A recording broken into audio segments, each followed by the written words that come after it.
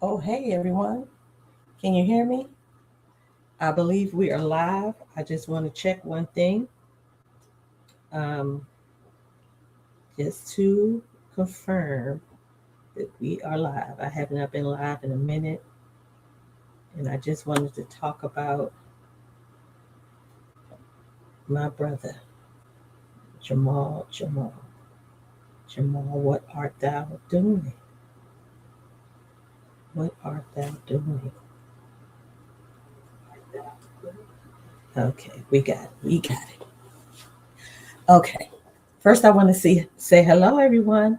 I have not been online for a minute, but I'm going to try to get back in the swing of things and do a little schedule type thing. It's so much going on, so much we could talk about, so much we can conversate about, so much that we can analyze, explore. But this, I've seen a lot of people talk about the situation with the Target fast and all of that. And I will say that it was a Target fast, it was a boycott. Now, I jumped on the boycott because I was made aware of it when attorney Nakima started it, the originator from Minneapolis, Minnesota, where Target's headquarters is. And so I actually jumped on board then.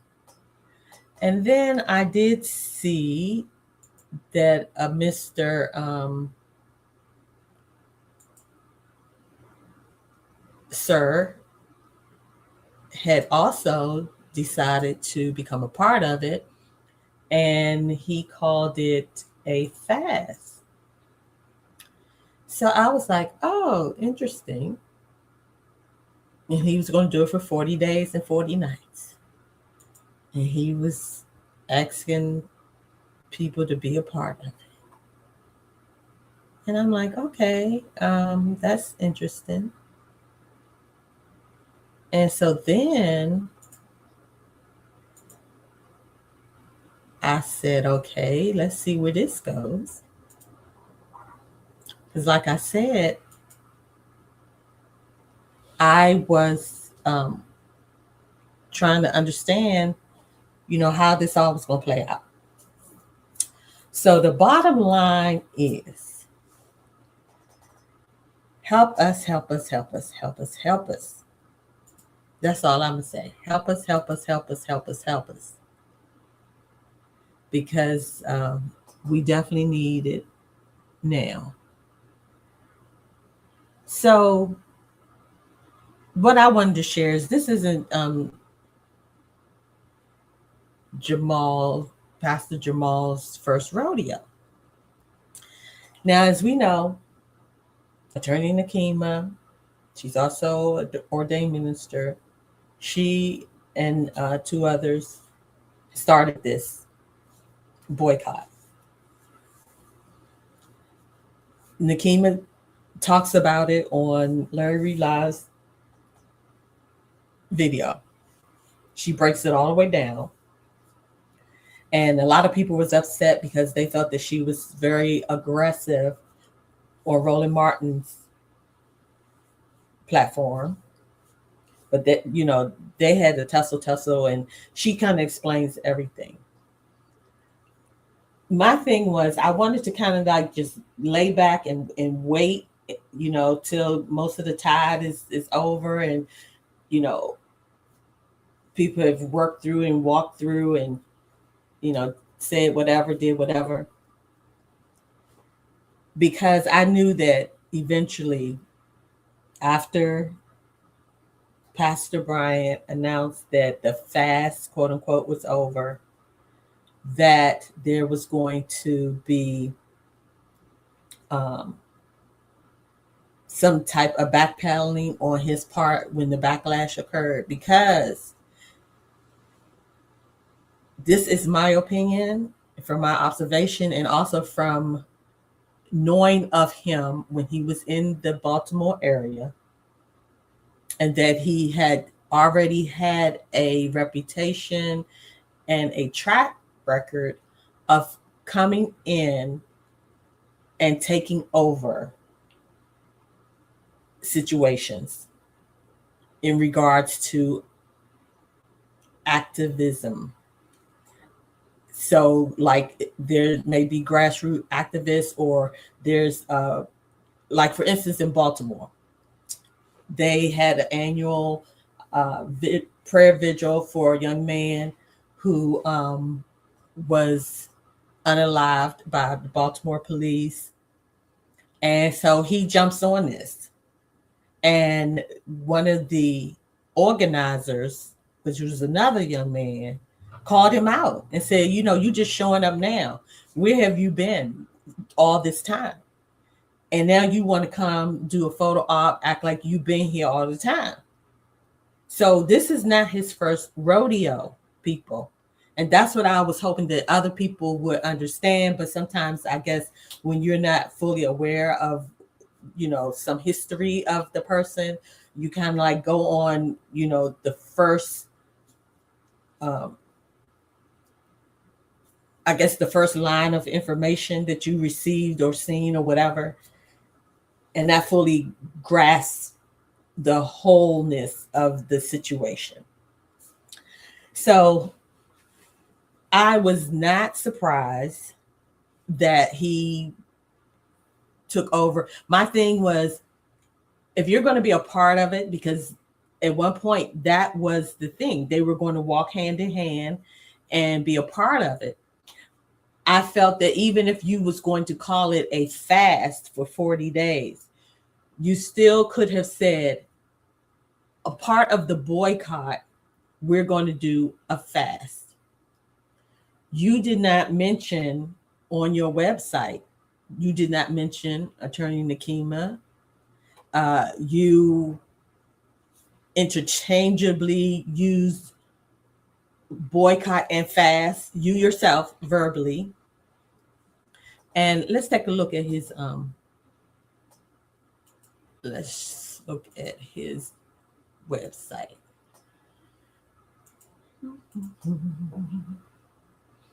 Okay. And for him to just make that announcement, I felt that he should have just said that this fast is a part of the boycott that was started by, and he should have always carried the names of those that started it in Minnesota. But it's like he just, no.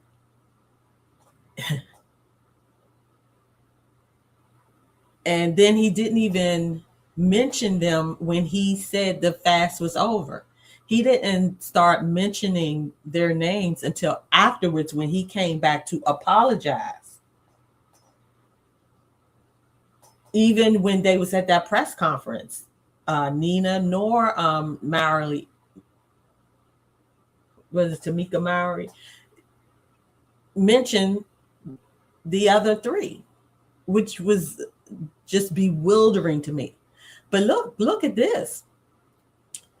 Who's next? Now we shift our focus. Our next target is Dollar General. Okay, interesting. He's going after Dollar General now. We fasted, we prayed, we resisted, and together we are making history. So when that Lenten fast, when you decided that the Lenten fast was going to continue, you right here even said from fast to boycott. So a new chapter in our collective power. That is quite interesting, because it always was a boycott.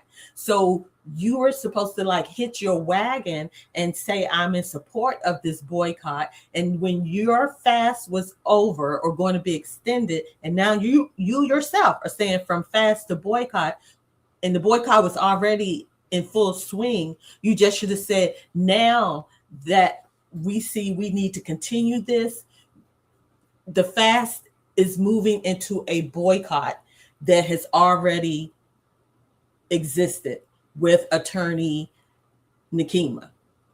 That's when you should have said, so that everyone would not be confused and know that this is now one voice, one message. Y'all kept referring back to the boycott. The bus boycott. Well, guess what? They had one message. No one veered off, even though there were faith leaders that came and joined in. No one veered off and called it a bus fast. They remained with the same messaging that it was a bus boycott. So this is what I'm trying to relate to many people, is that he is the one who brought the confusion into this whole thing. So I can understand where you start something and you think people are coming to join in, but then they just overwhelm the whole situation. They become overarching in their messaging. And then it's like, okay, you yourself said the fast is now a boycott, but then you say we shifted from a fast to a full boycott because silence is complacency. But then you get on and say the fast is over. So what is it? See, you have brought confusion into this situation, but this is not your first rodeo. And then you're selling a t-shirt. So to me, there is something you are trying to get. What is this money doing? Where's this money going? Because it says, get your shirt today. Get your shirt today. And the shirt is $29.95. So you're making some money off of this. I'm just trying to bring more awareness. Also, my fiance worked with him at his church empowerment temple in Baltimore. Knew some information from that. This is not his first rodeo, people. Also, Attorney Jimmy Bell, my friend, represented him on some issues. My friend. So I know information in regards to that. So people, let's be mindful and not come down on Sister Nikema, because the confusion came in when there was a mixed message and Bryant brought the mixed message. So you can't keep interchanging it. And then you say the fast then turned into a boycott that had already been established and rolling along. And then you go on and do a whole conference saying that the fast is over. But you just said that the fast became a boycott. So come on, sir. Sir, come on. I don't know what we're saying here and what we're doing here. And like I said, let me add this to the stage. This is where he talks about, this is at the press conference. He does not mention her. She does not mention the originators. This is when he had the backpedal and he still wasn't even calling her name right. Nikema. So you had basically, in my eyes, in my opinion, had kind of like separated yourself from the originators totally. And yes, Nikema talks about how she was like, okay, when they saw how they just took over and did this and did that, yes, she pulled back, but still, he still should have acknowledged them in everything. But he just took over. So you making 2 boycotts? No. Now you saying the fast turned into a boycott, but then you go on and talk about the fast is over. Come on now. You have brought confusion to the situation. And I just wanted to remind you all about let's go here.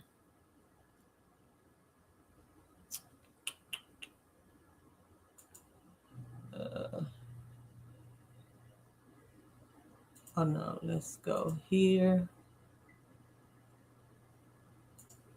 I'm going to bring up something else. Share. Okay.